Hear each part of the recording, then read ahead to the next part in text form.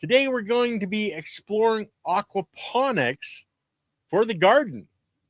Now, for you that don't understand what aquaponics is, I'll give you a quick explanation. It's feeding plants using fish waste. So, a cake, aquaponics is an absolutely wonderful system. I had an aquaponics system actually in my basement for several years. I grew onions. I would go to the store, buy onions, cut the green top off, and just have the stalk and the root. I would literally put that into my aquaponics system and it would grow. It would just continue growing the greens. And I'll tell you what, if you've never experienced it and you have a chance to, it is absolutely amazing because I would cut that green stalk. Not only were the scent or the flavonoids, okay, permeating the air like wow, just blow you away with that green onion smell and scent, but there would literally be liquid coming out of the stalk of the green onion. That's how much moisture there was. And when you ate that, oh, if you like onions, guys, it was like blow you away. But then I did romaine lettuce and it was the same thing. The taste, the flavor was so much nicer. The lettuce was so crisp. It was just amazing what you can grow using fish waste. Now, I learned aquaponics from generally a guy out of Australia called Rob Bob. Okay. Amazing guy teaching aquaponics, doing systems, using a IBC tote where he cut the top off, flip it over. That was his grow bed. Everything was flowing down to the container underneath because the rest of the IBC tote was underneath. That was where the fish were kept and fed. And it was a continuous cycle of the water being pumped up to the top grow and then draining down to the bottom. Now, there's a lot of components in an aquaponic system that water needs to go through a biological change. It needs to go from nitrite to nitrate or nitrate to nitrite. I always get those two mixed up, but if you guys want to know, you can look it up. But it's a change in the chemical makeup of the fish waste. And in that change, the plant can actually take up the fertilizer that the fish is producing. So you need that biological exchange. And how you would do that, you would take the water, pump it up into what I did was called a swirl filter. So it would cycle around and the particles, the harder or the larger particles would settle out of the water and it would be consumed by the biology, or I would drain that off and use it in the garden. And that's what I'm talking about, using an aquaponic system in your garden.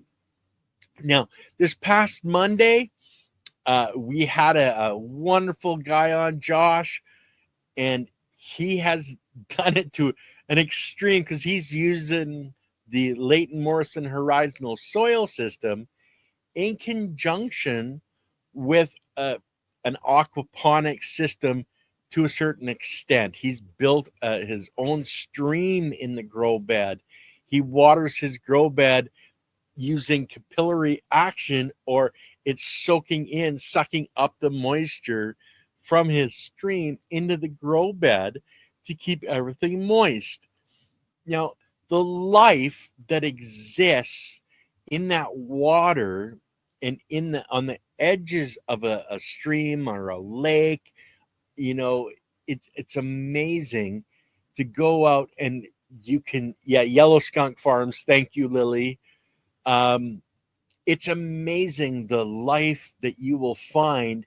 I know when I was in, I think it was junior high, we went out to a local pond took our microscopes out there, and we were looking at all this life under the microscope, and you're seeing tiny, fry, and you were seeing snails and all of this different life that exists there.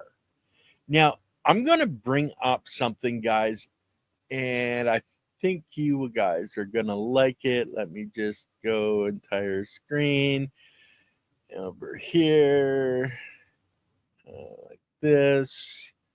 And you guys get to see my big screen, the picture. I look at these pictures all day, guys. This is one of my background pictures. But we're going to open up another tab, and we're going to go, because I'd saved this, and we're going to go to this one right here. Now, this is the Winogradsky or Gradsky column. And it should come up big, just like that. Now, if you guys can see this, what I'll do is I'll see if I can get this a little bit larger. Nope, doesn't look like I can. But we have the anaerobic and the aerobic. Okay, so in the middle here, this is what your EM1 and those formulas are. This is the biology that can move up and down in your column. So it can have both an anaerobic and an aerobic environment. It can survive in both. But what I want to point out is when you go down into the anaerobic, you're looking at a lot different biology than what's in the aerobic, because the anaerobic doesn't need oxygen. It doesn't have to have that oxygen to survive. And this is what you're going to find in an aquaponic system as the mainstay for biology.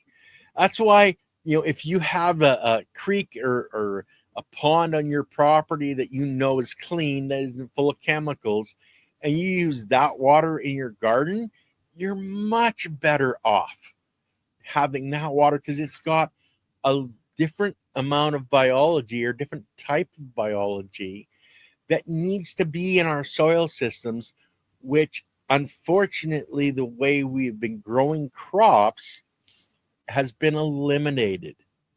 As those chemicals have leached into our soil and went deeper and deeper, they've killed layers of biology. As they've went deeper, they've killed the majority of that anaerobic biology that's the foundation of life on our planet. Hey, why? Hey, Ghetto, when you consider that life moved from the liquid onto land and then has, created larger and larger life forms on land, if we don't have that foundational biology, and if we can't maintain what is termed the predator-prey model, where you have biology that can be consumed by the higher life forms of biology. So for our chart here, that's a sulfate-reducing bacteria is the very lowest. Then it goes to green sulfur bacteria, the purple sulfur bacteria. If we don't have these different life forms in our soil structure, then it doesn't matter if we have a high fungal dominated soil, it's not going to last, because what the food source for those entities is are these lower life forms. So if we don't have them, we break that predator-prey model, and the prey species that we want, which is your fungal area of domination for growing crops, is not going to be there. And eventually those life forms are not going to be able to maintain themselves, especially in their health. Okay, we talk a lot about health and with biology, we need all the different layers for everything to sync together to be working properly. If we don't have this stuff, then we have a problem of a breakage in the food chain. And as it grows larger and larger and larger in that food chain that's broken, all of a sudden everything above starts dying off. And then we have a total biological collapse, and we don't have any plants or humans or anything like that existing on this planet. And that's basically what it boils down to. And I hate to breathe that abrupt with you guys, but without those lower life forms, we can't have the upper life forms.